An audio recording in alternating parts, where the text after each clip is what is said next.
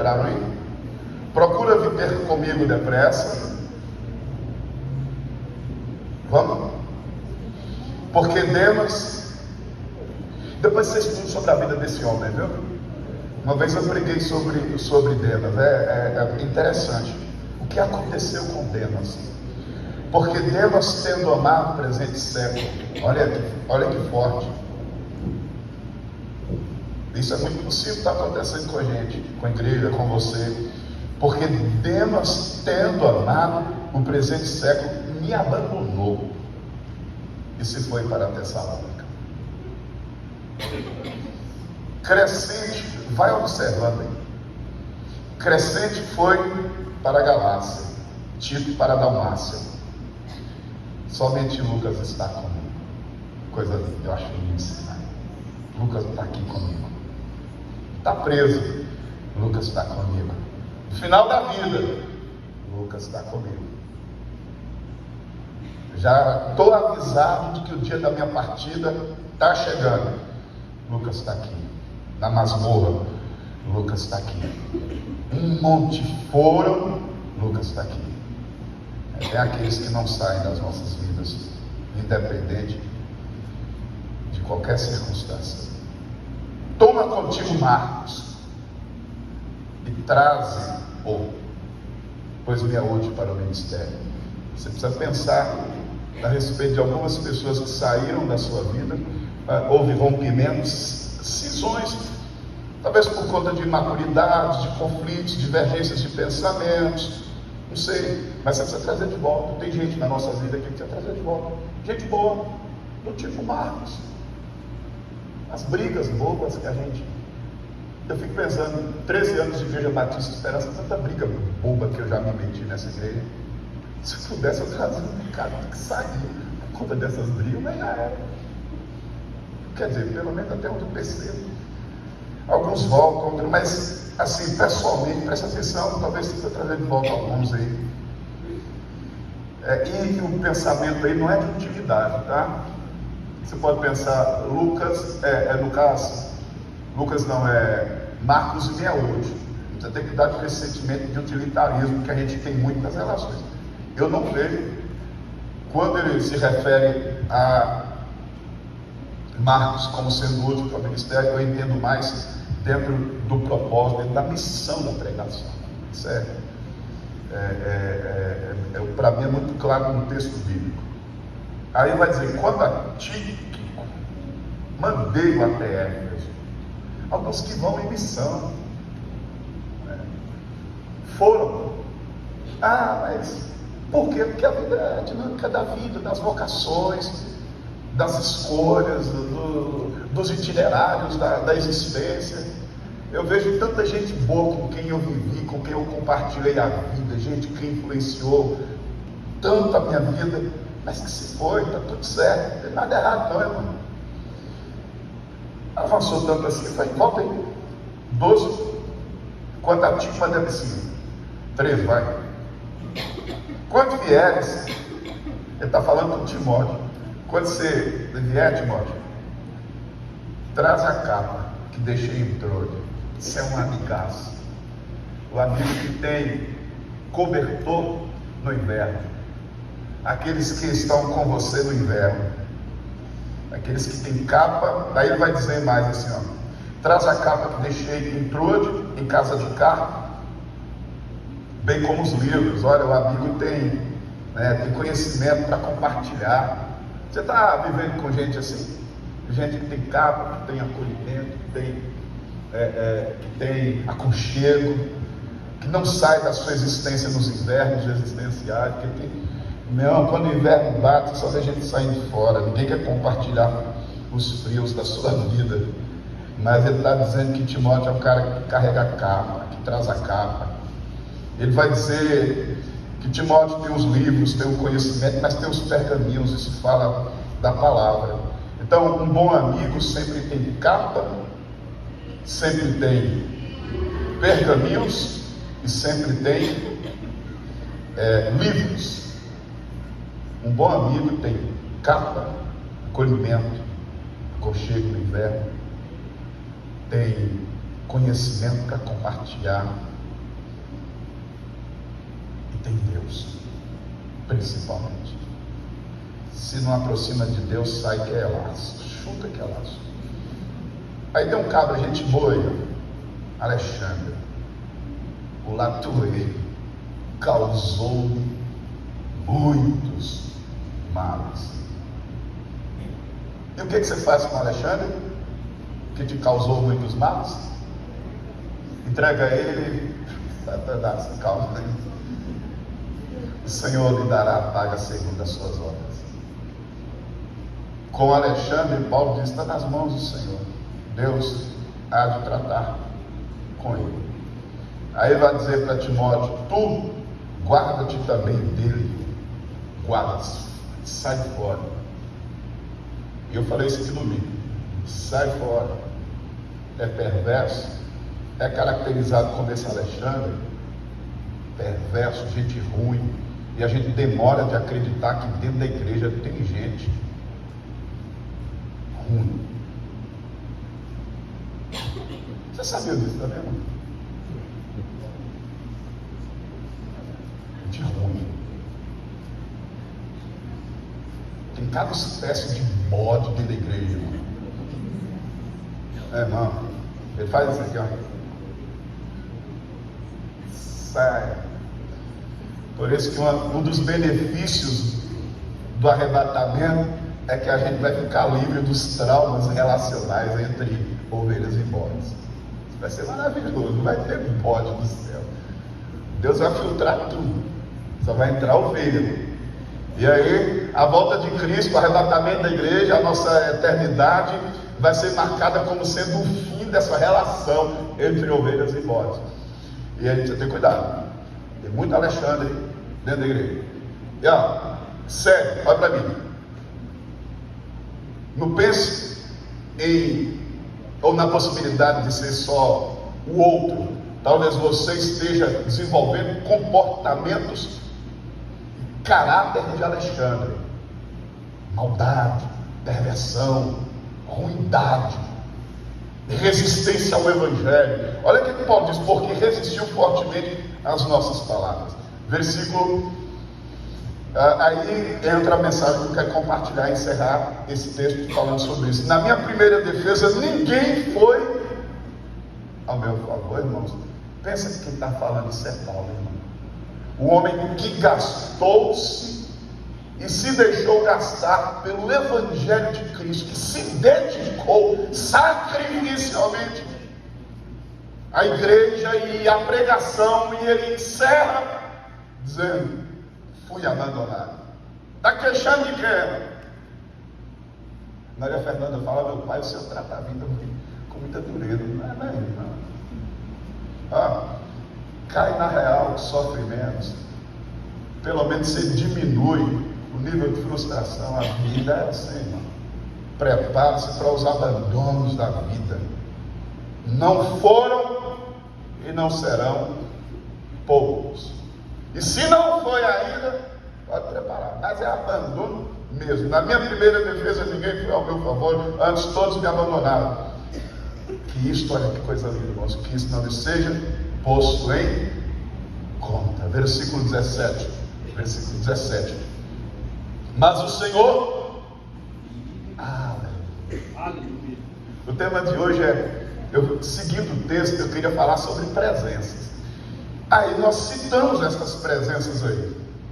Quais? Timóteo, Demas, Crescente, Tito, Lucas, Marcos, Tíquico, Carpo, Alexandre. Aí tem quantas aí? 3, 6, 9. Mas tem uma 10ª presença extraordinária no texto. Mas o Senhor me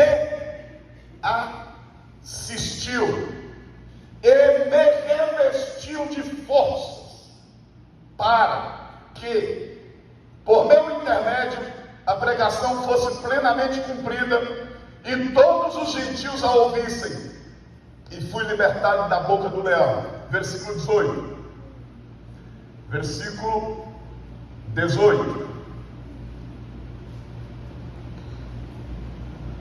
O Senhor me livrará também de toda obra maligna. Glória a Deus. Que coisa linda, né? Se eu fosse você, eu ia declarar esses textos junto comigo aqui, ó. E me levará salvo para o seu reino celestial. Todos juntos? A Ele.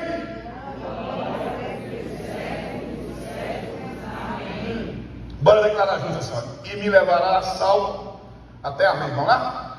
E me levará salvo para o seu reino celestial. A Ele glória pelos séculos dos séculos. Amém. Amém. Presenças, é sobre isso que nós vamos falar. Falamos no domingo em que eu preguei, no último domingo que eu preguei, falamos sobre essas presenças que passam pela nossa vida, umas que ficam, outras que são requeridas no retorno, e a gente quer trazer de volta. É a dinâmica da vida, e isso é maravilhoso. E eu sugeri a vocês a leitura desse texto, para vocês aprenderem muito sobre essa dinâmica de relações humanas.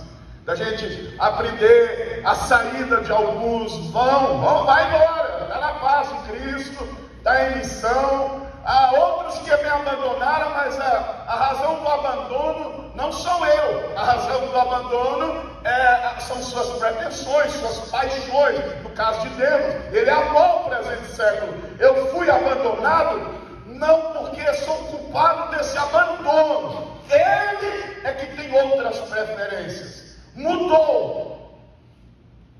Não é a mesma pessoa. Não tem as mesmas aspirações. E aí ele vai embora. E aí ele vai falando desses personagens todos. Ele queixa que diante das autoridades, quando julgado para ser condenado e em seguida morto pelas mãos de Nero, ele vai dizer: me abandonaram nesses julgamentos aí, me deixaram. Mas ele não queixa abandono, um sentimento de amargura. Irmãos, seria tão bom que nós chegássemos à vida adulta, ou nós que chegamos ou que estamos em processo, pudéssemos lá chegar sem rancores, sem amarguras. Eu fico orando o tempo todo, eu converso muito com Carolina e com Nanda sobre os nossos objetivos de vida, porque uma coisa que uma família precisa ter é sonhos.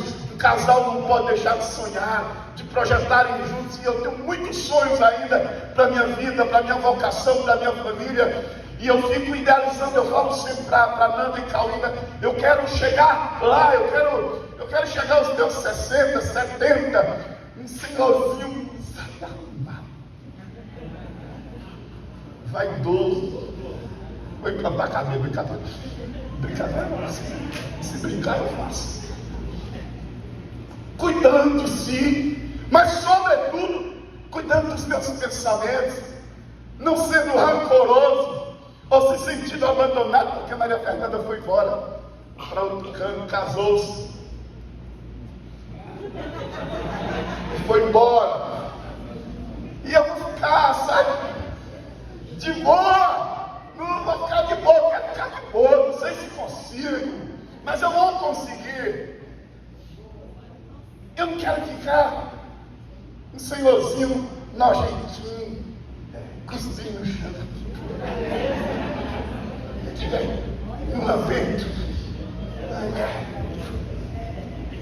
Eu queria tanto, irmãos, viver mais uns 15, 20 anos, para vocês verem o galeguita. Oh, Jesus.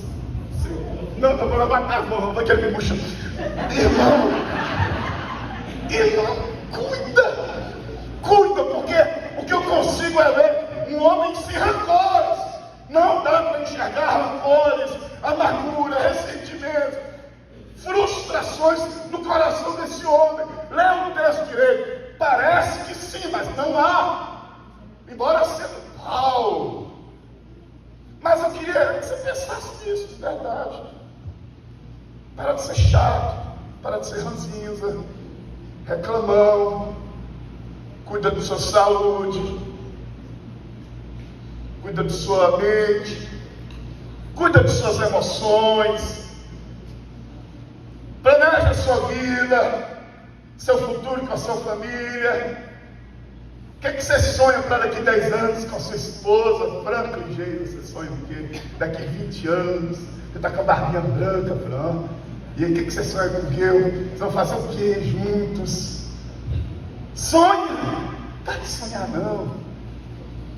Não deixa o rancor entrar no seu coração, ressentido com gente, amargurado. Que nada, irmão. Foi. Tchau. Ficou. Acolhimento. Precisa trazer de volta. Vem cá, vamos conversar. Vamos corrigir a rota aqui. A presença de Jesus, de todos, é extraordinária. É a presença que para Paulo é a grandeza maior. É a presença indispensável.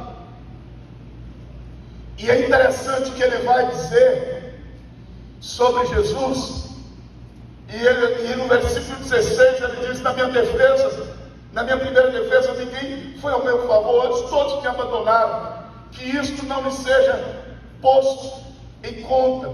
Ele fala de uma presença que o capacita a perdoar. É uma presença que se evidencia no comportamento cristão real. Aí você lê o texto de Paulo vai dizer: Cristo vive em mim. Aí eu fico pensando, eu sei que Cristo vive em mim, mas quem sabe mais? Minha esposa sabe que Cristo vive em mim. Essa presença na vida de Paulo é uma presença que o ensina a perdoar. Jesus é aquele que te ajuda a perdoar as pessoas que te abandonaram. Que isto não lhe seja posto em conta. É a mesma oração, ou o mesmo sentido da oração de Estevão, quando apedrejado: Pai, não imputes aos meus apedrejadores pecado, perdoa-lhes a Cristo.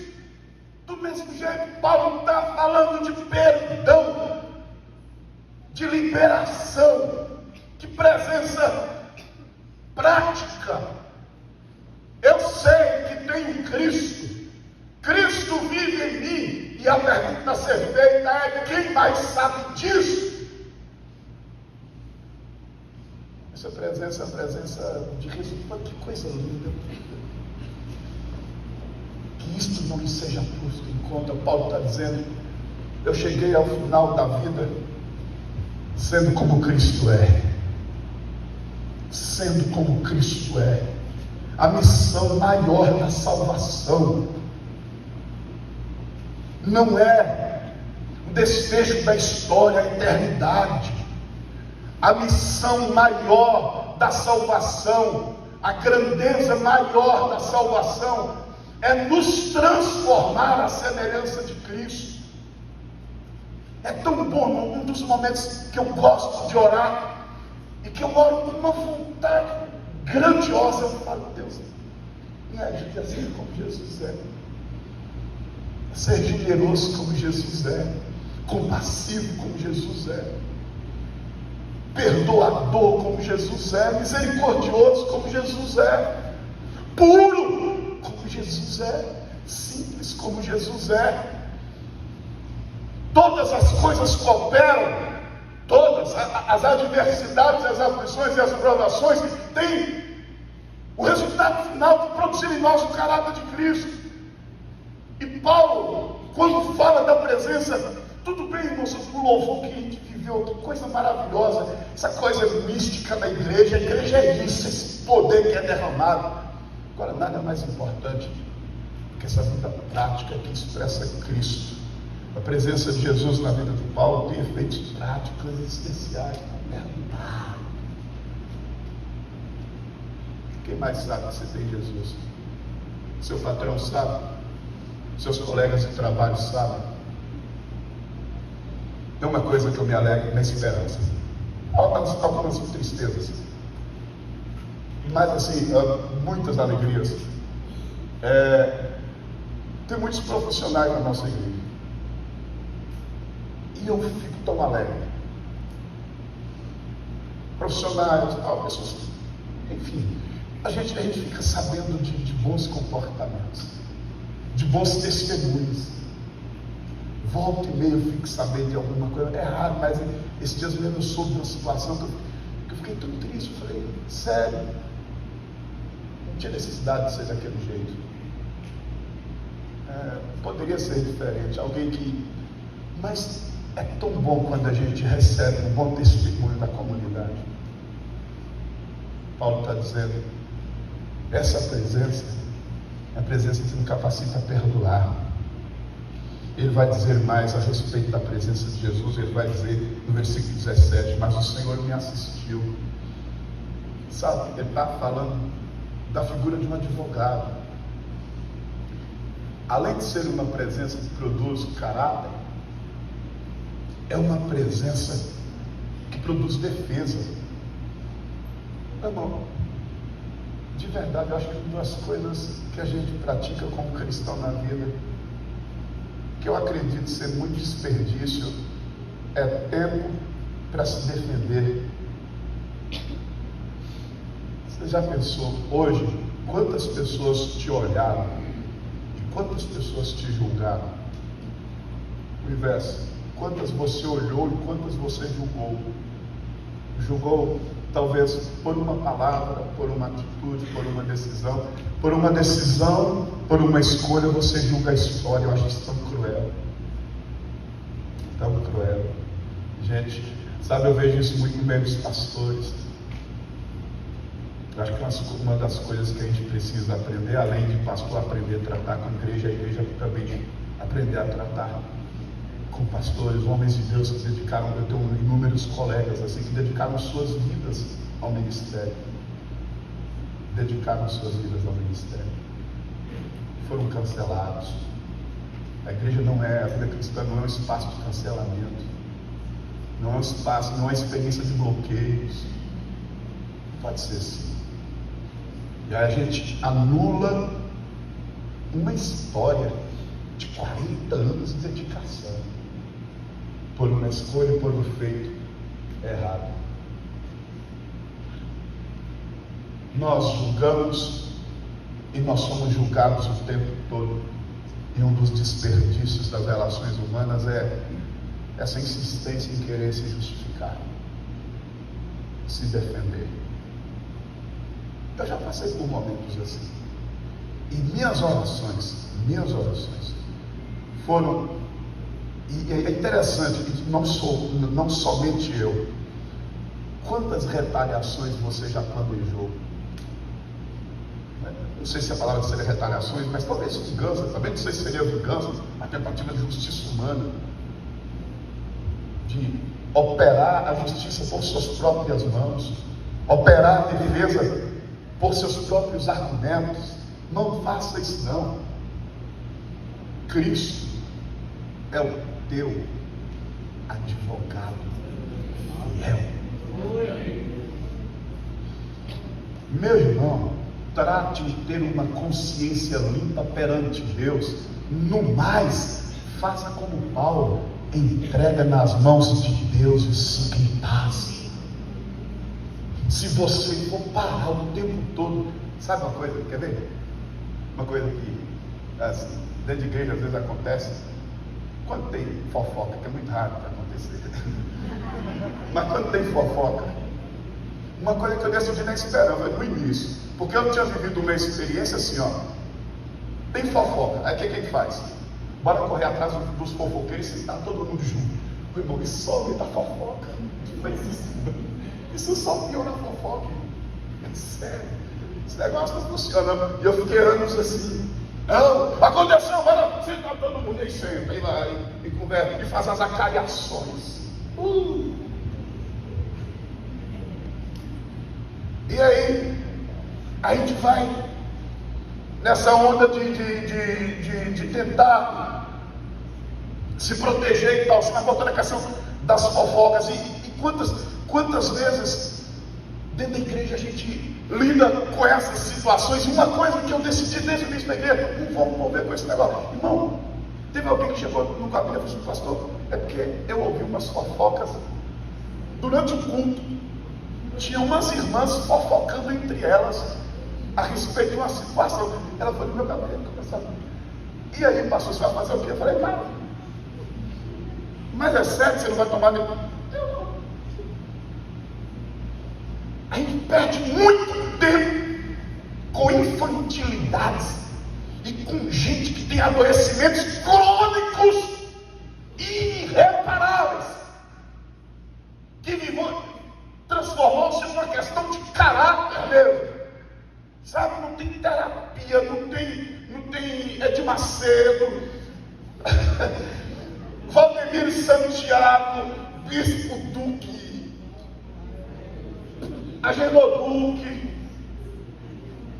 Tem gente, é gente que não atentou-se em resolver-se nas oportunidades, passou o tempo, passou, cristalizaram seus comportamentos e as escolhas. E aí, meu irmão, eu sim, Fernando Lacerda, eu vou me ocupar com esse negócio. Eu fiquei foi anos. Quer um conselho? Dá tchau. Satanás é mestre. A obra maior de Satanás é a distração. Lembra de Neemias na reconstrução do muro? Há tantas coisas que acontecem, distrações. Pastores que se ocupam em questões tão... Irmão, tem coisa que acontece na igreja. Se fosse possível, quem já acordou você pode fazer gosto? Ninguém quer falar, né? Irmão, eu já conheço esse pode fazer gosto. Se fosse permitido, acho que a gente deveria ter um aqui pendurado. Eu estou no gabinete pastoral, se pode fazer gosto. Bota no colo. Toma, menino.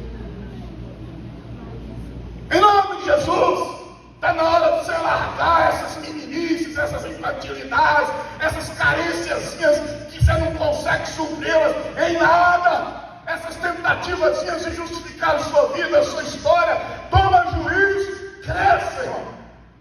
Sai disso. Deixa disso. Paulo pensa assim: ó, ele me assistiu, ele é consolador, ajudador, assistente. A presença não é passiva, a presença é assistente.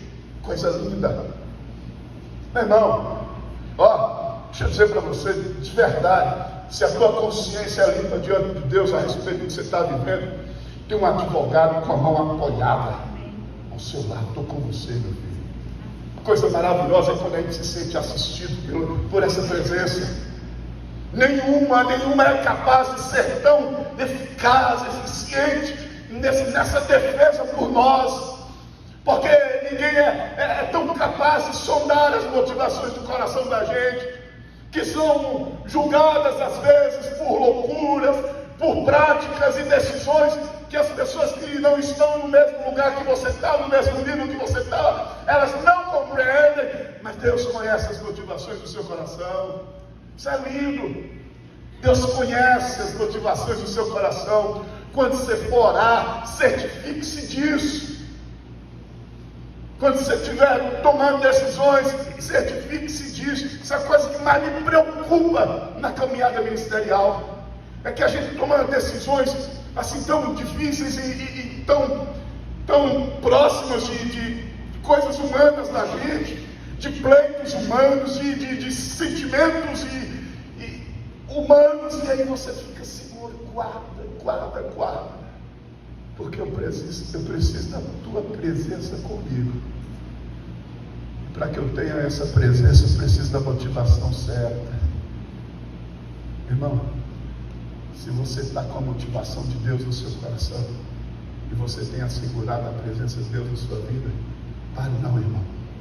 Enfrente qualquer luta. Paulo diz, ele me assistiu. Ele é advogado. Ele me assistiu, ele não me deixou só.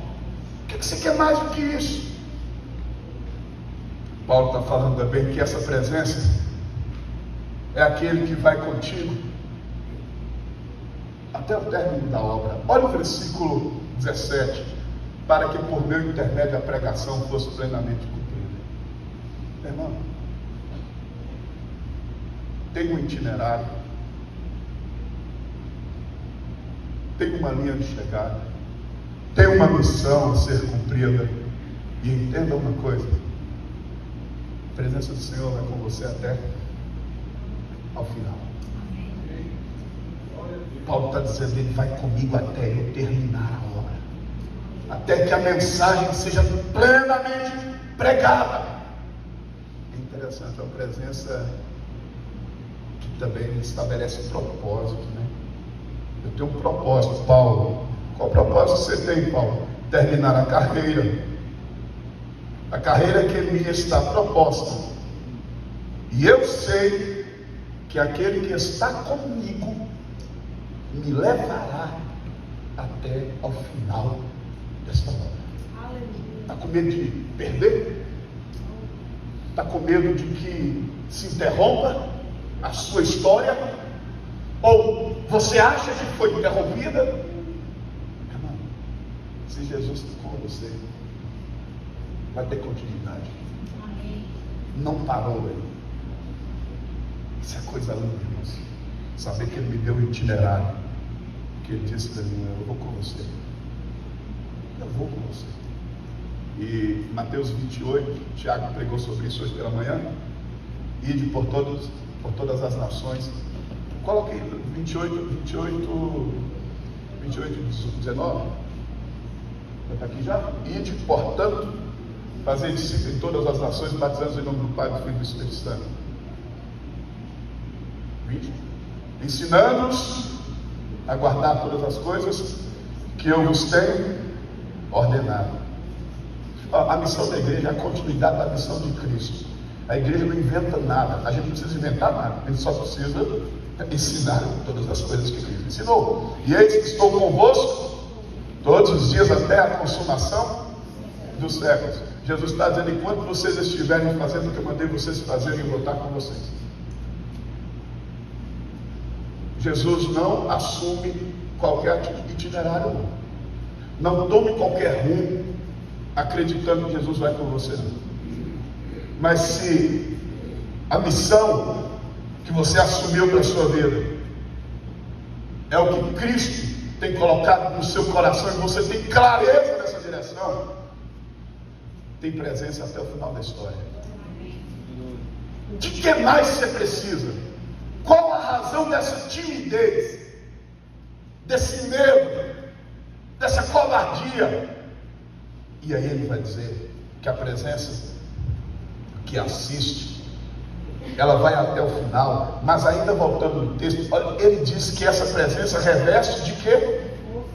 De forças. Ele me assistiu e me revestiu de forças.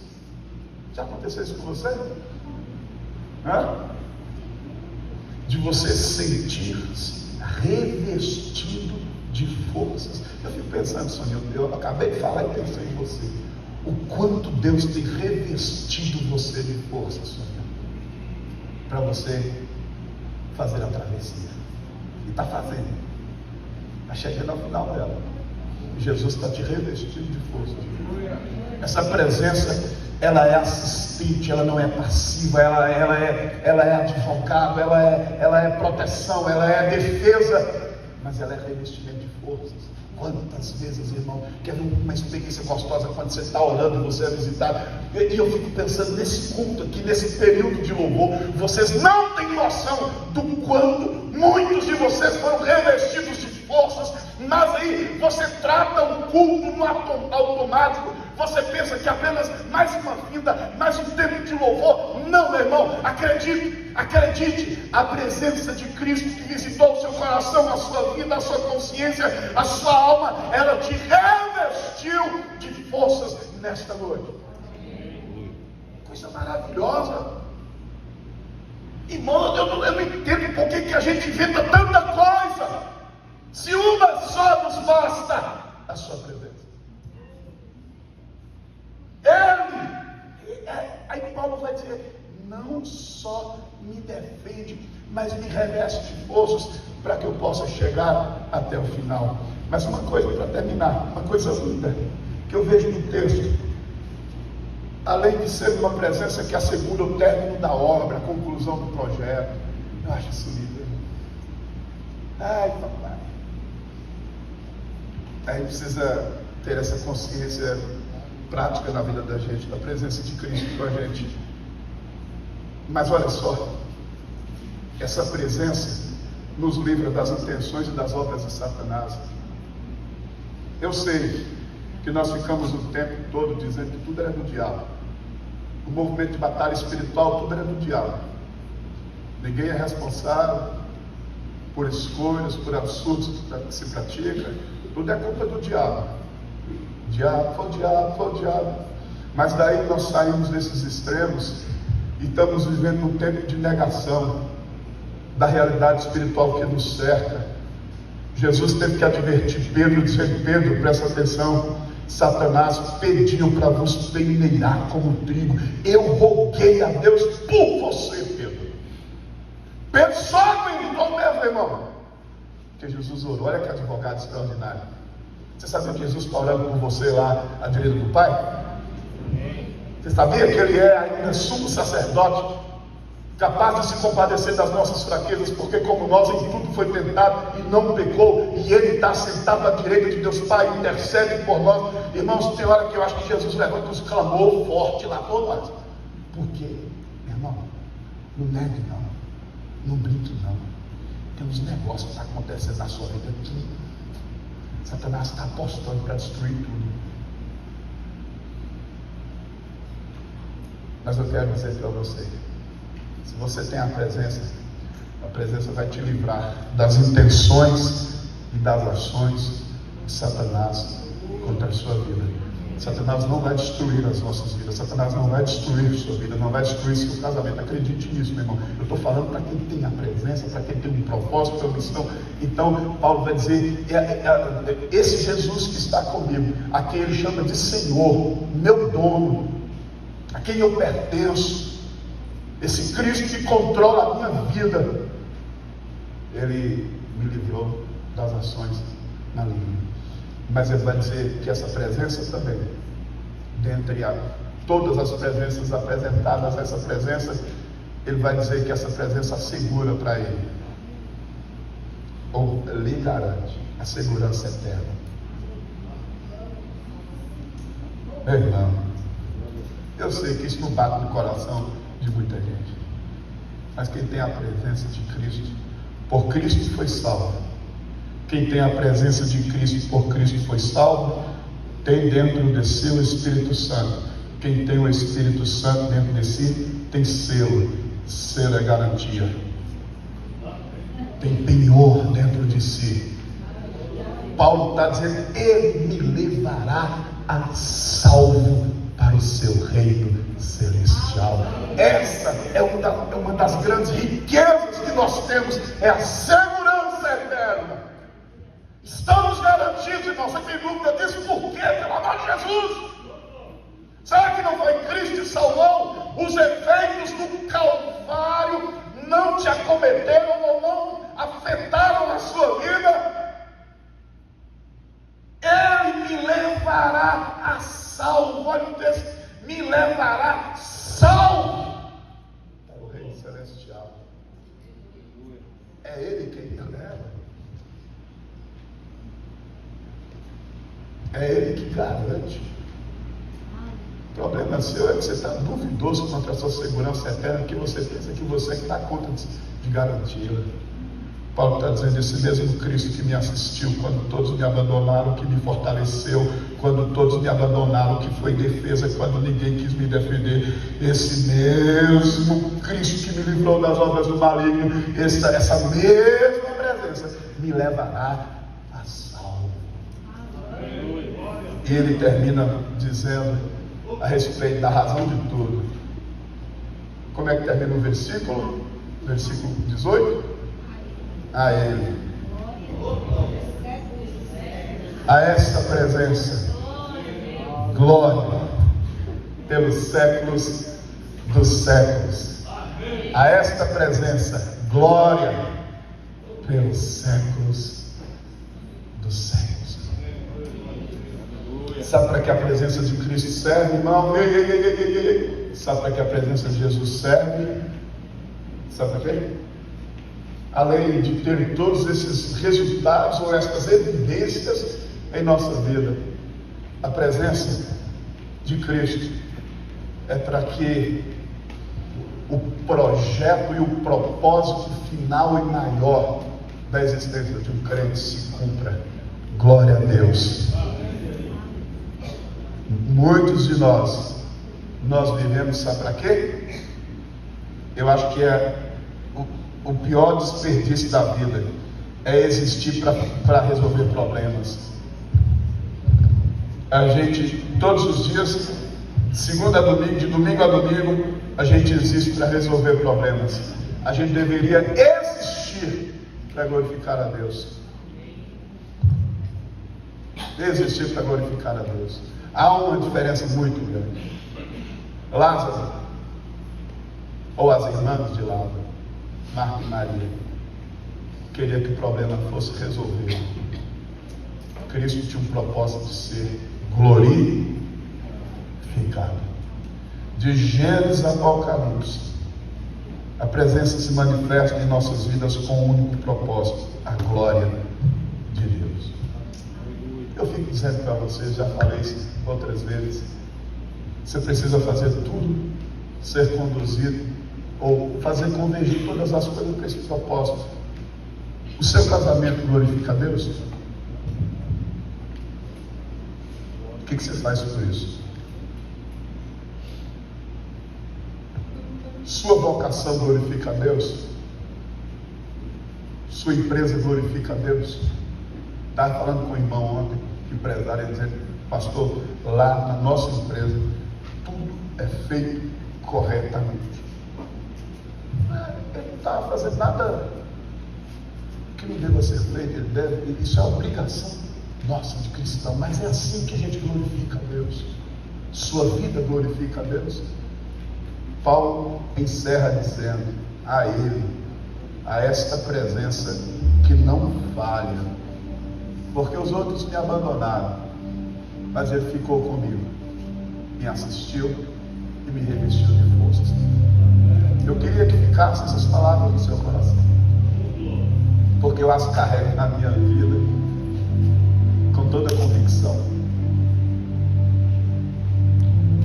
Você deveria sempre dizer assim: o que eu vou fazer amanhã?